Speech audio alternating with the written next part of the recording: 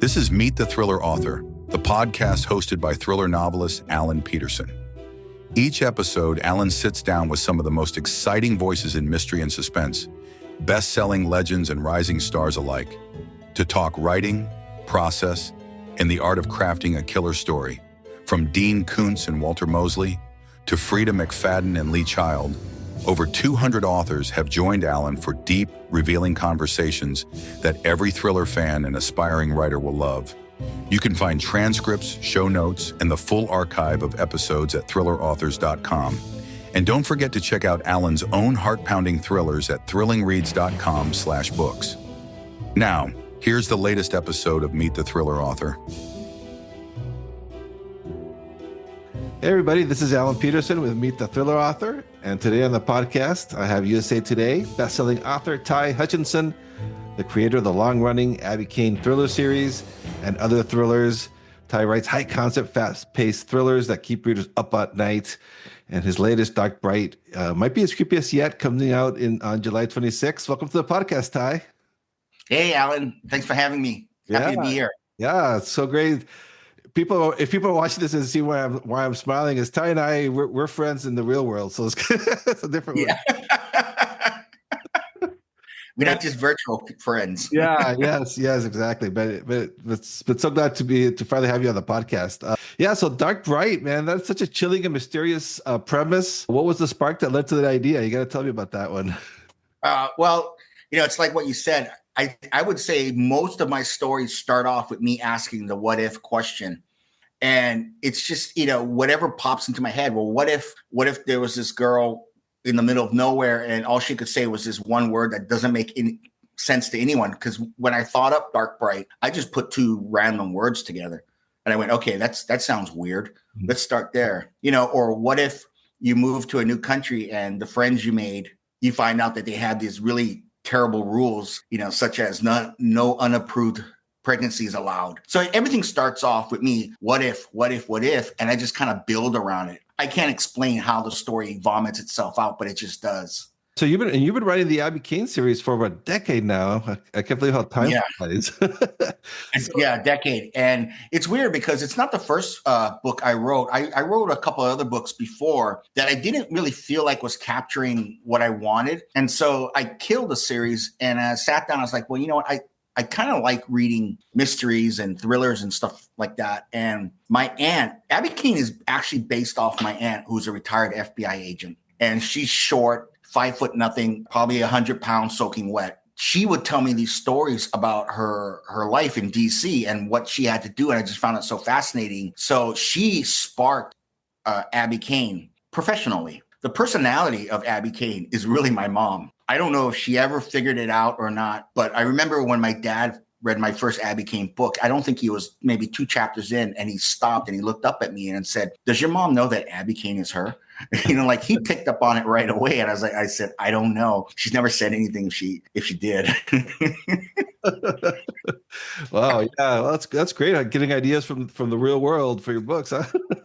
Well, yeah. I mean, that's a lot of it has to do with my background in advertising. In advertising, you're talking about inanimate objects most of the time, or services, and you're trying to make it relatable to people, why people should care about it. So if you're trying to sell like a watch, this is an inanimate object. What we would try to do was humanize everything we're doing, give it some kind of personality, some kind of trait that people can relate to, or at least see as something that, that's familiar, And so I think that, coupled with my curiosity in people in general, is what I think is where I pull a lot of my ideas from and into my stories, which is great if you travel like how I do, because the amount of experiences you get to pull from multiply.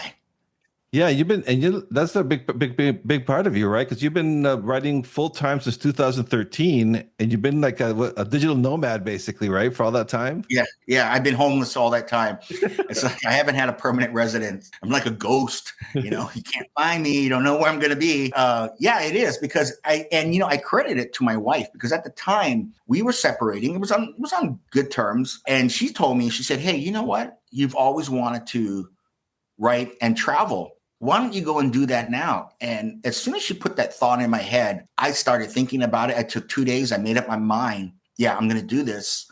And in 2 months, I had sold everything I had, packed everything I owned, what was left, into a small carry-on and a little backpack. And I took off on a one-way ticket. Wow. And my plan was to maybe stay 6 months in some major city around the world and try and write a book. That's how it all started. I mean, there was no research, no planning, no hemming and hawing or anything like that. I just kind of did it, thought about all the great things that could come out of it, and really didn't think about all the negative things that could have gone wrong. Yeah, because you went to play. I mean, you didn't know anybody. You went to Thailand at first, right? I didn't know anybody. Yeah, Thailand was only supposed to be 6 months, but I was having so much fun here that I extended it for another 6 months, then another 6 months. And I finally, after a year and a half, I forced myself to move on. And I spent time in Indonesia, Vietnam, Malaysia, Taiwan, Korea, Cambodia, Laos, just kind of making my way around through the big cities and then even into the smaller towns. And I would just stay as long as it held my interest. And the minute it stopped holding my interest, I would look on Google Maps and go, where do I want to go next? And then I would just move around. And during that time, I was just living in hotels and Airbnbs and some, which is kind of interesting in itself, because if you're living in a hotel for like, say, 3 months, the staff gets to know you. Mm-hmm. And, it's a completely different experience than if you're there for like a 5-day holiday. Yeah. You're living there, and they know it. So again, that's an experience that can only come through traveling the way I travel. I'll take those experiences. Like, people think when you travel like I do, you're gonna pull those experiences and write books based on the culture or the temple that you went to and stuff. And I don't. My books aren't based off of my travels that way. I kind of use my travels as seasoning, like salt and pepper, to enhance a scene or enhance a character. Just because I found a temple in Cambodia interesting, I'm not going to wrap a story around it, but I might take what I learned about that place and the feelings I got and add it to someone's house in San Francisco. It's not that house. Or if I have an interesting conversation with a Malaysian shop owner and he had some interesting tics or personality traits, I'll take that and apply it to someone who works in a cubicle in the tech industry, just so that they're not like some person who works in a cubicle in the tech industry, Yeah. And like when you're doing all this traveling, like were you usually writing out of cafes or the places you were around? I was writing everywhere, writing in cafes, mostly coffee shops, whatever coffee shop I can find, sometimes on the beaches, sometimes hotel lobby, in my room. It didn't matter where it was, pretty much write anywhere. I don't need like a desk, quiet, kind of serene place, any kind of, and in fact, I prefer chaos. I prefer energy around me. And I think that comes from years of working in, I don't want to say corporate America, but working in the ad industry, there's always people around you. It's craziness. So when I'm in a quiet area, it actually works against me because I can't function because it's too quiet. Yeah. Yeah. Yeah.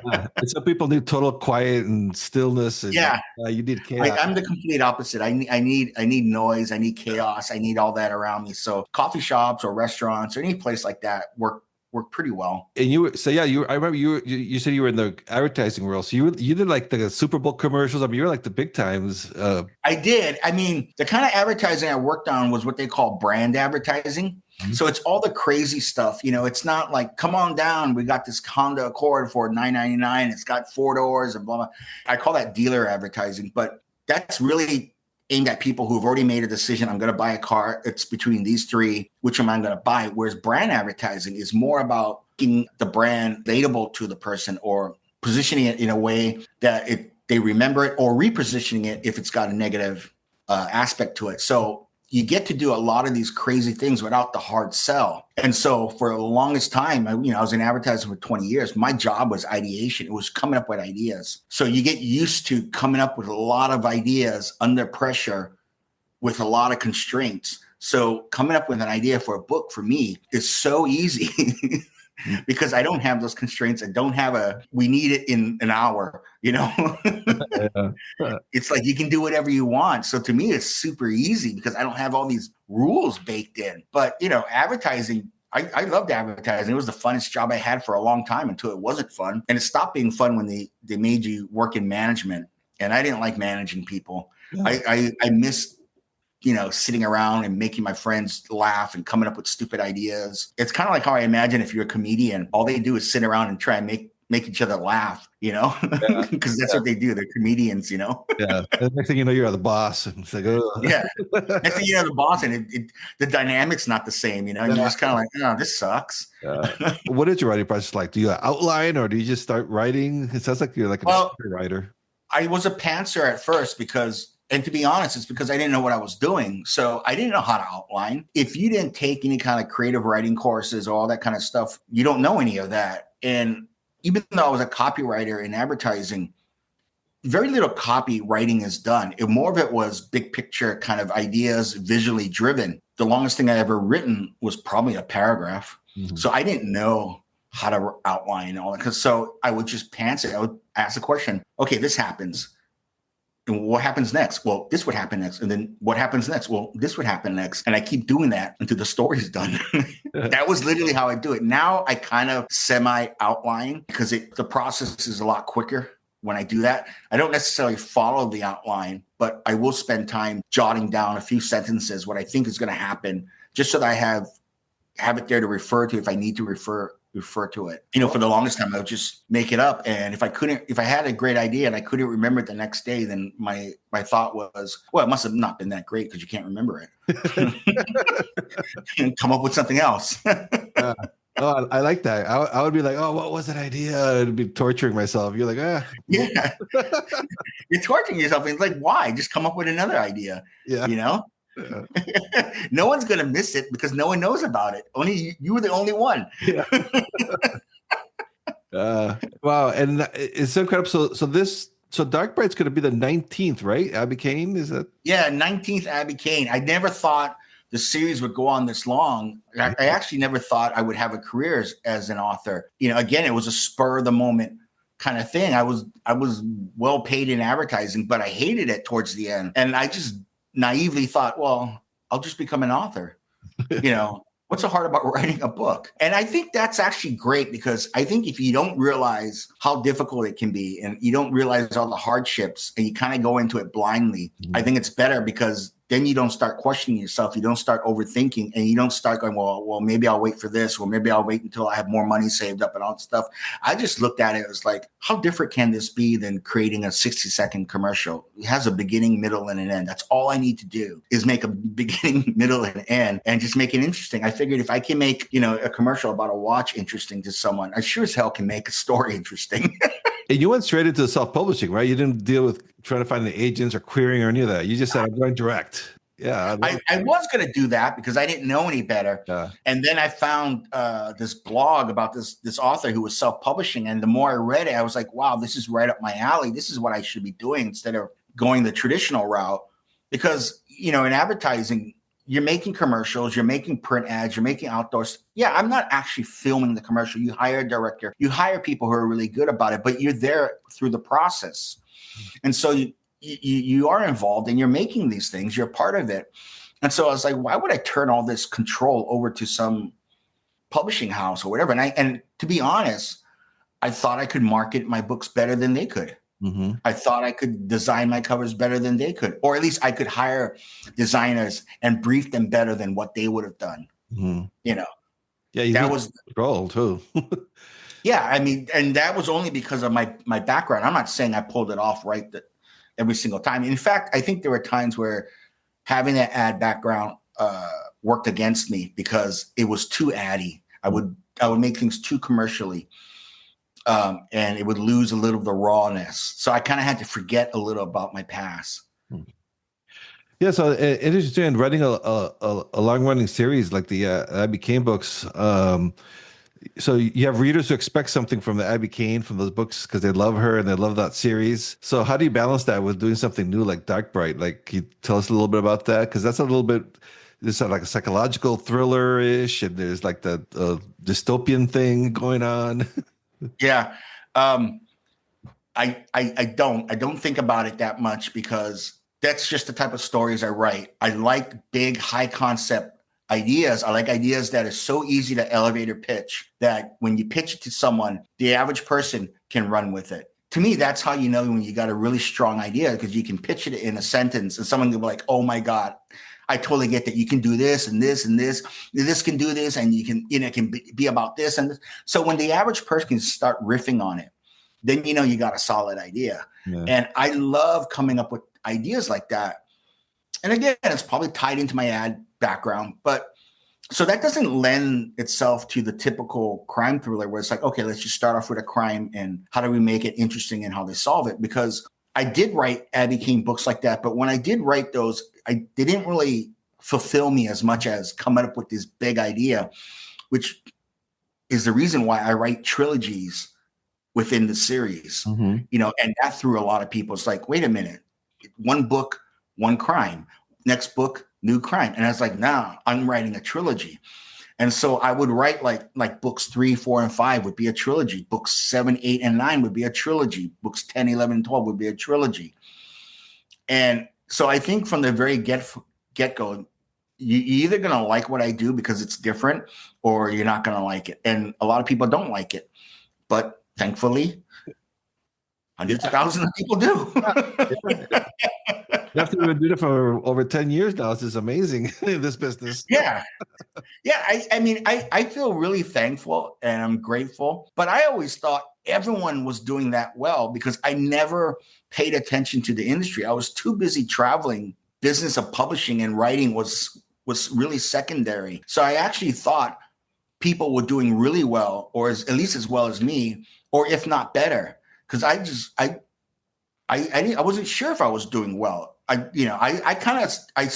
was thinking, well, I'm not making as much as I made in advertising, so but I can still afford to pay my bills and travel. So I guess that's good, and that's exactly where I left it. But yeah, I mean,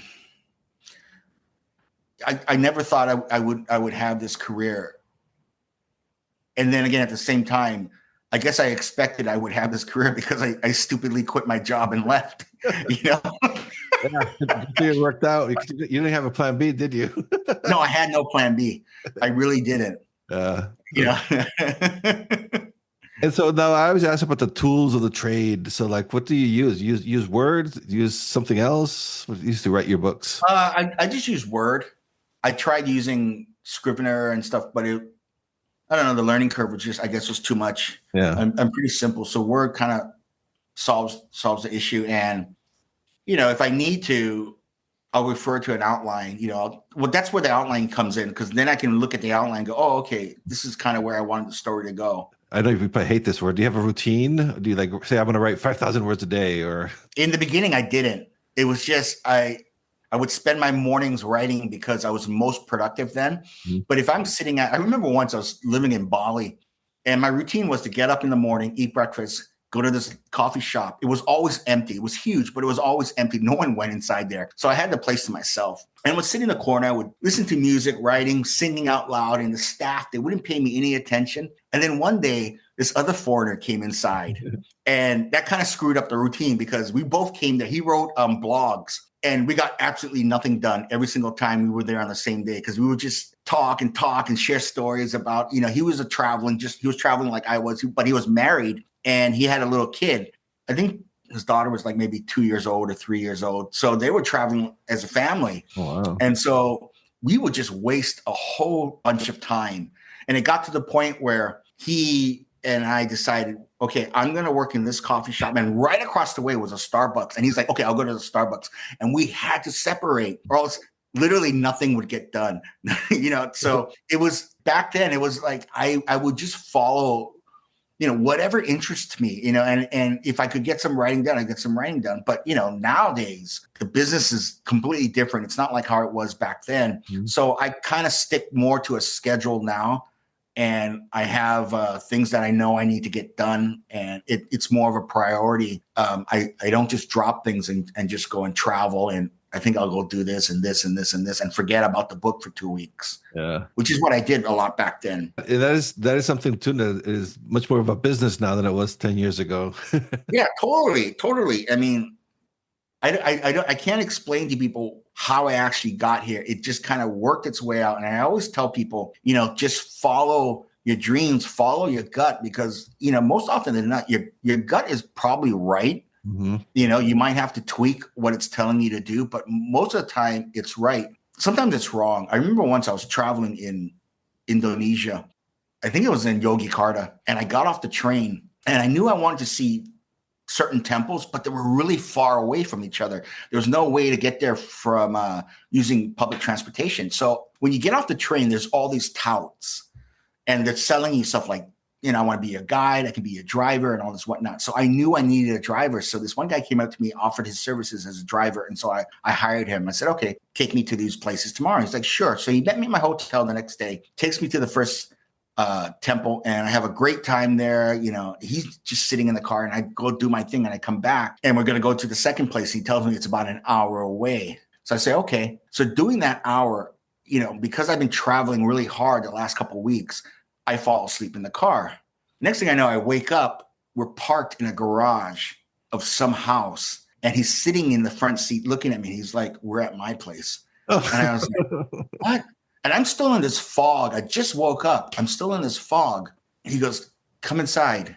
You're tired. You can rest here. And I was like, okay, that's where your gut should, sound the alarms. Yes. But I was so tired. I was like, okay. And I stupidly followed this guy into his house. This is like total serial killer setup. You know what I mean? And the whole time I'm going, should I be doing this? Should I tell him, like, no, let's just keep going? But I just follow him inside and I start looking around his place and I go, well, it seems normal. I don't see anything psychotic. And he points to a couch and goes, you can sleep here. I'm going to go rest in my room. And I was like, okay. And so I lay down and I just went to sleep. I didn't think anything else about it. I could have ended up with my gut split, sliced open. And I wouldn't be here talking to you.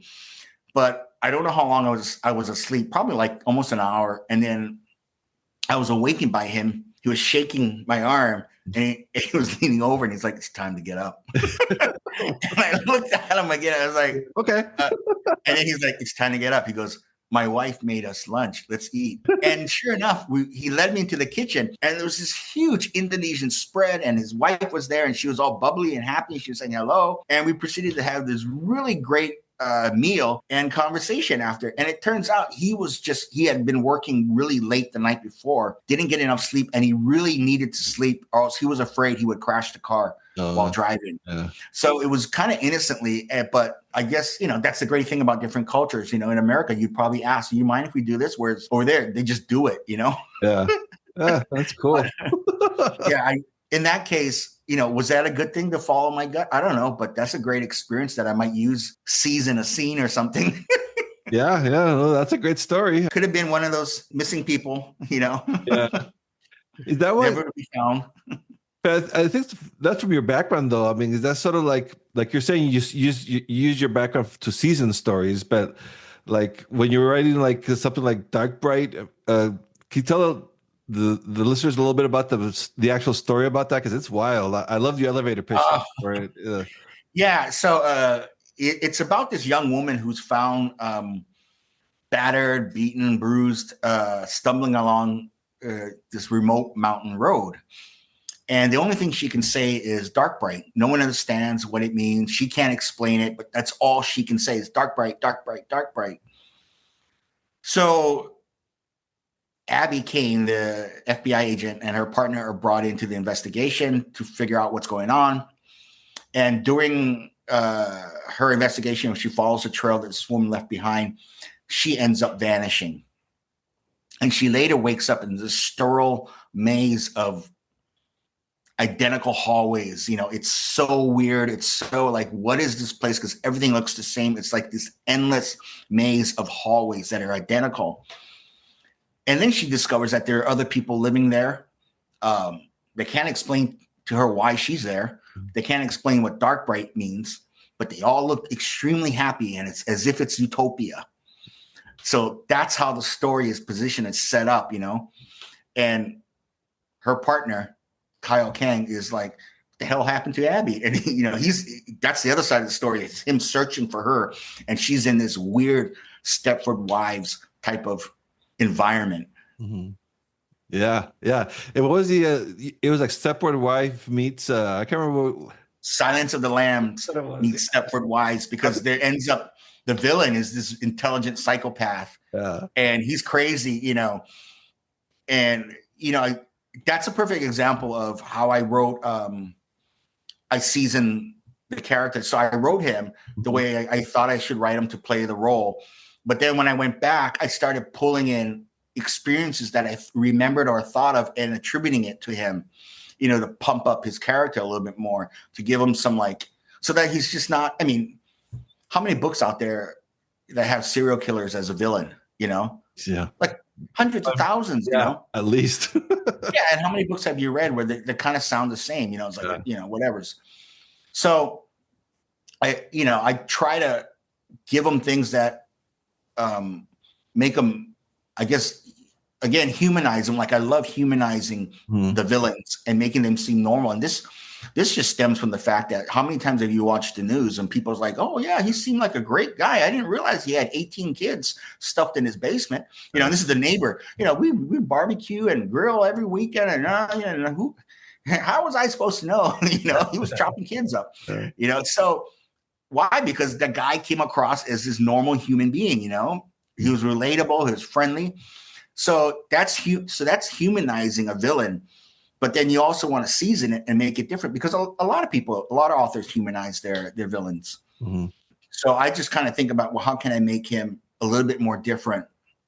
And that's where travel comes in, because of all the people I meet, I steal from them. Yeah, technically. Yeah.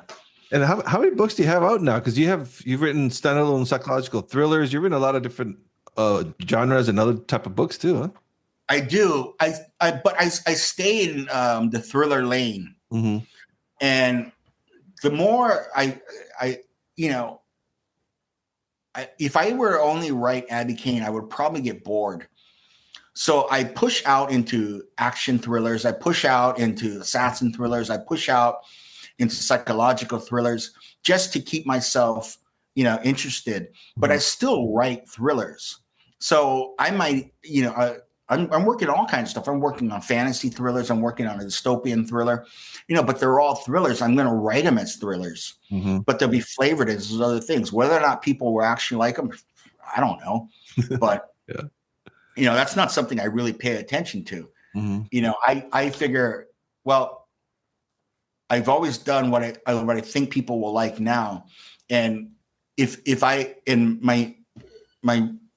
real reason is if I can make a commercial interesting and have someone pay attention to a 60-second commercial, I know I can make a story interested, and write it the way I think it should be, and write it so it's relatable and has human aspects to it. And I think that's what really matters to readers, is that if they can relate to the story, if they can somehow find some kind of truth or some kind of, besides it being interesting, I think it'll be successful. It's when stories are missing that part that it just becomes, stale, a little bit stale, and just kind of running through the motion. Like you don't really care, I was just watching this movie the other night, some kind of Viking action movie, and it had all the plot beats that you would want, bloody sword fight and axes and, some lovemaking, and mystery, intrigue, mythology, and had everything.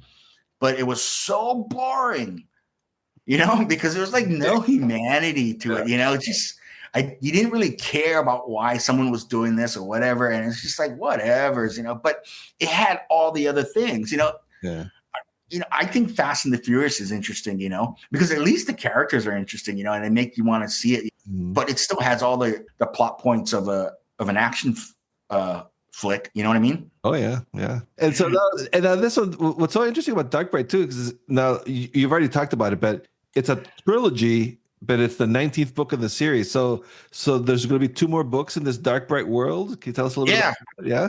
Yeah, exactly. And again, this goes back to me wanting to write high concept books. And I tried writing them and making them fit in one book, but they're just keep it at a manageable rate, like 80 to 90,000 words at the most, because you don't want the book to get too big, because thrillers, they got to move quickly. I'm not writing epic fantasy here. So that's why I write the trilogies. I break them up because then I can explore aspects of the story and I can keep asking the question, what if, what if, what if, what if, what if? And when you keep asking that question over and over again, you poke into areas you normally wouldn't have poked into when you're trying to make the book fit within 70,000 words or 80, whatever your word count, and the word count you want to be. So it's books 19, 20, and 21. It doesn't bother me because most people discover Abby with book 7, which is the start of the Suitcase Girl trilogy. So that's books 7, 8, and 9. And no one's complained about starting at book 7. Yeah. So what I do is rather than forcing people to start at book 1 and go through it chronologically, I tell people, here's how I think you should read the Abby King series in the most interesting way. Mm-hmm. And I start them at book 7. I start them with that Suitcase Girl trilogy. And I go, then you might want to read this. And you might want to read this. It's like, I don't think you need to start at book 1 to get the whole thing. There's some people who might feel like they need to. And it's like, fine, okay, then here's the order. But I really think you should read it this way. So like when I'm done with the Dark Bright trilogy, I'll probably direct people as first-time readers of Abby right into that. Yeah. Because it's book 19, but it won't come across as book 19. It'll just come across as a great story. And hopefully they'll have the same reaction that they have when they read the other books. Like, ooh, I like this. What else does this author have? Mm-hmm. Well, you might like this trilogy with Abby, or you might like this one. So what are you working on now then? For right now, what are you working on? Oh, I'm working on the second book in another trilogy about this girl. Her name is Akiko Ono, and the series the first book is called The Little Sushi Chef. Mm-hmm. And it's about this woman who wants to be a sushi chef. And that's all she ever wanted to do. But in Japan, it's a man's world. Like there are no women sushi chefs. And so she decides that that's all she wants to do. She wants to do it, and she's going to make it happen. And she gets accepted to this prestigious apprenticeship. But it turns out to be nothing like what she expected. It's sort of survival horror. And it's, the way I tell people, it's like if the menu meets Squid Game is your kind of vibe, this book is going to do it, because this book will be the book for you, because the whole premise of the book is the last chef standing or the last chef alive wins, So, that's what she gets herself into. So again, it's a trilogy, and I just started writing the second book in her I guess, I don't know, adventure. But in the first book, it's all about the apprenticeship and surviving. In the second book, it's going to be like, well, what's life like now that I've survived this horror? What do I do next? Mm-hmm. And so, again, I can explore what happens next. I can continue, are there other survivors from past apprenticeships? What about the winners of the last one? What are they doing after knowing what happens in this program? It's like, so there's so many things you can explore that if you were to try and shove it all into one book, it would be too much. It's just too much. And again, I'm writing thrillers, so you got to keep the pace moving. You don't have time to dwell on things. Readers who enjoy these types of books, it needs to move. The pages need to keep moving. So you got to keep that in mind. And I found the best way to do that is to just write trilogies and boil down my approach is that I'm just going to write trilogies on everything that I write. And they could all be part of the same series or not. But, it's like if I'm working on a thriller, I guess you would call it historical fantasy thriller. Mm-hmm. And I'm gonna write it as a trilogy. I may never write another book. I may write a fourth book I may not, but I don't care. And then I'll throw it out there and I'll move on to something else, Yeah. Yeah, I love that you describe it that you write popcorn thrillers, high concept popcorn thrillers. I love that line. Can you explain that? What do you mean with that? Yeah, these are the kind of books that they're not going to blow your mind away, but if you need something to entertain yourself on a flight from Los Angeles to New York, my book will do it. And then after, you can throw it in the trash. Yeah. You'll have a really great time reading the book, and then you're free to move on after that. Get on with your life, huh? Yeah, that's to me is what a great popcorn thriller is. It's not Michelin star, and I don't pretend to write Michelin star books, but it's going to be addictive. It's like you're not going to just be. It's not like a Lay's potato chip. You can't just have one. Yeah, it's a great story and entertaining. And I think that especially nowadays. Exactly. Yeah. All right, Ty. Well, before I always ask my guests in the podcast before I let them go about, because I know I do have aspiring writers listening to this, and we all get into our own heads. Any advice for somebody wanting to write thrillers? Yeah, and this is you probably heard this advice many times, but yeah, just sit down and start writing, because what you write, it's extremely important to see how readers react to what you write, because what you may want to do and what you may think you want to do may not be what readers are reacting to or want from you or want to read. So the sooner you can put stuff down on paper and get it out there, the sooner you can get feedback on what you're writing and whether or not it's going to work or not. Because I know a lot of authors, and I was in that boat too in the beginning, is that I just want to write what interests me. And I still only write what interests me. But, if you want to make a living at it, there's the other half to the equation. Yes. The person you're writing it for also has to like it, Yeah. But if you just want to do it as a hobby, and, your friends and family can do it, then fine, write whatever you want. Don't pay attention to anything else. Mm. But if that's not what you want, you want to turn this into a paying job, then you gotta see how people are reacting to it. You got to make sure what you're offering them. Mm-hmm. And your book is a product. It's a product. What you're offering them is something they want. If it's not what they want, or a majority of people is not what they want, it's not going to work. Yeah. That's just the way it is. And you either accept that or you don't. And I don't think I know a lot of young authors or newbie authors don't want to hear that, but that's the reality of it. If you don't want to do that, then just treat it like a hobby, because the truth is we don't make money from friends and families. We make money from strangers. Yep. Mm-hmm. And when you're convincing a stranger who doesn't care about you, doesn't care about your book, doesn't care about you making rent, doesn't care about any of that stuff, you have to have a compelling offer on why they should part with their money. Yeah, that's the business part of it that people, writers, think about. And a lot of people don't want to hear about that because they want to be artists. Yeah. That's fine. Yeah. You do you, whatever makes you happy. And then, eventually you're going to see what the fallout is. Mm-hmm. And it's you're either going to be okay with it or you're not. Yeah. That's good advice, man. And so where can the listeners find you? Like, what's your website, social media? I know you're active. They can't. I'm a ghost, remember? I don't have a permanent residence. Well, physically, but virtually.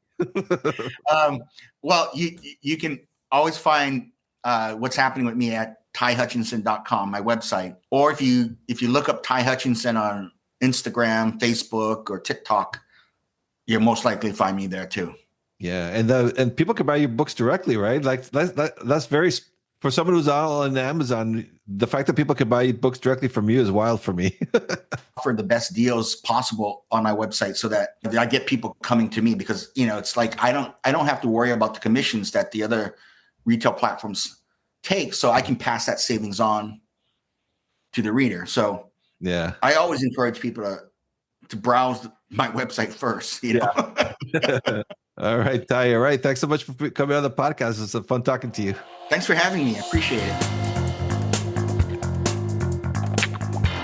Thanks for listening to Meet the Thriller Author, hosted by Alan Peterson. If you enjoyed this episode, be sure to subscribe and leave a review on your favorite podcast platform. It helps other thriller fans discover the show. You can find all past episodes, show notes, and author interviews at thrillerauthors.com, including conversations with icons like Dean Koontz, Frida McFadden, and Lee Child. And if you're looking for your next gripping read, check out Alan's own psychological thrillers and crime fiction novels at thrillingreads.com/books. Until next time, stay safe, keep reading, and keep the thrills coming.